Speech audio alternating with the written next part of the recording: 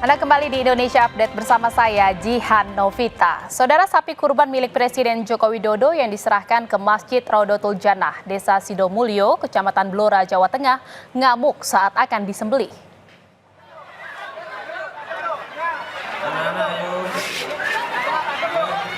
Peristiwa itu terjadi saat panitia kurban mengikat sapi milik Presiden Jokowi untuk disembelih. Namun tiba-tiba sapi dengan bobot 1 ton itu mengamuk, bahkan tali pengikatnya pun terlepas. Sontak, panitia dan warga yang ingin menyaksikan proses penyembelihan sapi kurban milik Presiden Jokowi langsung berlarian menyelamatkan diri.